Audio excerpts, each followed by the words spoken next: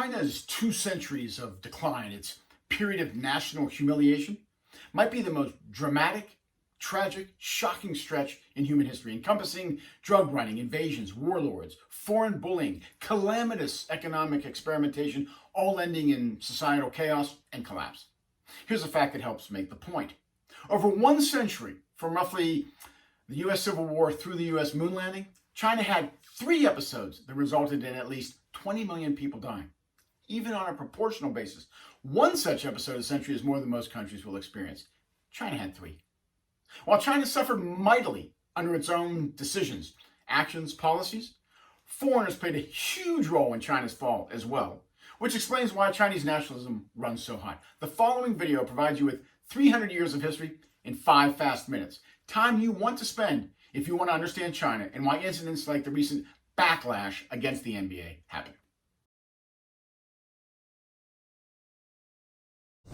Drugs, violence, and a bizarre, creepy descent into total madness. It sounds like a movie, but it's actually Chinese history, which is so crazy, so full of tragedy and drama. If it didn't actually happen, you would swear it couldn't happen. The proverbial script Hollywood would reject for being too unrealistic. This is Dan Joseph for the China Learning Curve. We know you don't have time for a ponderous trudge through Chinese history, so we're going to do this fast, as in 5 minutes fast.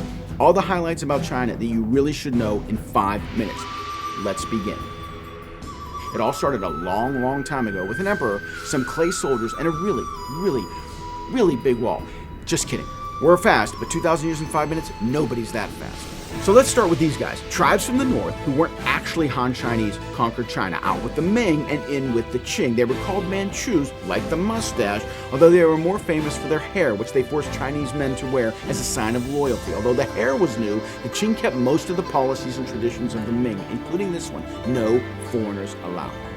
But that didn't stop the foreigners from trying to get in. Everyone with a navy tried to trade with China. The Qing resisted, but eventually Chinese silk, porcelain, and tea began pouring out of China. The problem was the Chinese were selling, but they weren't buying. Boy, does that sound familiar? For example, the Brits loved their tea, but were hemorrhaging silver to get it. The Brits needed a product the Chinese would buy, and eventually they found it. Opium, street-used heroin, smack, horse. Sourced in India and sold in China, opium sales in China exploded. First, the Qing tried to stop the opium trade, then they considered legalizing it. Where have I heard that before? Finally, they launched a hardcore crackdown, which led to one hellacious smackdown on the part of the Brits, who won the first opium war and took as a prize Hong Kong. Blood was in the water and the sharks began to circle. Over the next few decades and beyond, 6 countries pushed their way into China, eventually taking control of territory in which they had their own police, their own military, even their own laws, preventing the Chinese from ruling parts of their own country. One country invading another was common, but it's fair to say that this type of bullying, picking a country to pieces, keeping it alive so you can feed off it, this was fairly unique. It wasn't only foreigners who sensed the weakness of the Qing, but decades after the Opium War saw numerous anti-Manchu uprisings that resulted in large swaths of China being temporarily controlled by rebel forces. The largest was the Taiping Rebellion, whose leader claimed to be the brother of Jesus Christ, which in the end didn't prevent him from ultimately being defeated. And guess who fought alongside the Qing to suppress the rebellion? That's right, China's best friend, the foreigners. The Qing dynasty was falling apart, and these guys, the boxers, decided to do something about it. Emphasizing martial arts and prayer, some of them believed they could become invulnerable to weapons. They were wrong. Although joined by the Qing, their effort to drive the foreigners from China failed. Adding insult to injury, the foreigners levied a huge indemnity on the Qing government. That's right, China had to pay a huge fine for trying to kick the foreigners out of their own country. The Boxer Rebellion pushed the Qing over the edge. The Qing could no longer resist the call for change. One emperor died, the next one abdicated. A president and a parliament were selected. An opposition leader was assassinated, then the opposition was outlawed. The president declared himself to be emperor, military units mutinied, provinces declared independence. It was political chaos, and just like that, democracy in China was dead. With nothing to hold it together, China broke apart. Strongmen who could command a military and hold sway over a region took over. They were called warlords, and they seemed to be as progressive as the name suggests. The Nationalist Party was still nominally in charge, but its power was limited, and its attempt to unify the country never succeeded.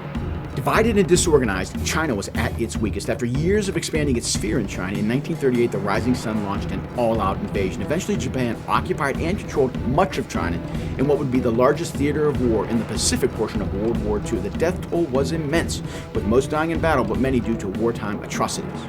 During the war, both the Communist Party and the Nationalists had their own army. Mostly they fought their common enemy, the Japanese, until the enemy was gone, and then they fought each other. After 3 years of fighting and another huge death toll, the Communists won and the Nationalists fled to Taiwan. The Communist era began with Mao Zedong at the helm. The first step was to communalize the country, which meant confiscating land from landowners. Of course, landowners weren't crazy about this, so fighting and death ensued. Oh yeah, and the Korean War happened. Almost a footnote to China, but a big deal to anyone else.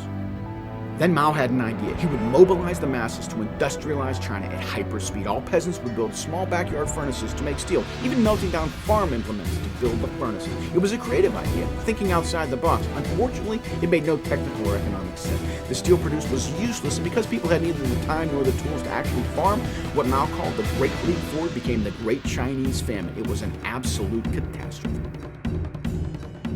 Mao's authority came under attack. To fight back, he decided that China must root out anyone disloyal to the spirit of communism. Instead of using the police or military, he would use a novel approach, turning the people against the people in a brutal and violent search for those disloyal to Mao Zedong's thought. Struggle sessions, work camps, and persecution ruled the day. The aim was to remake society, and it wasn't long until society had spun out of control. It was complete anarchy, and the amount of suffering was tremendous.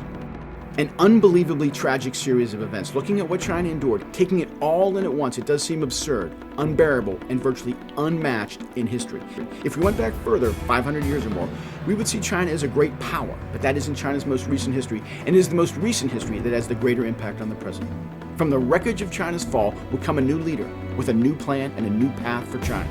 That China had endured so much pain and fallen so low makes its unlikely rise that much more amazing.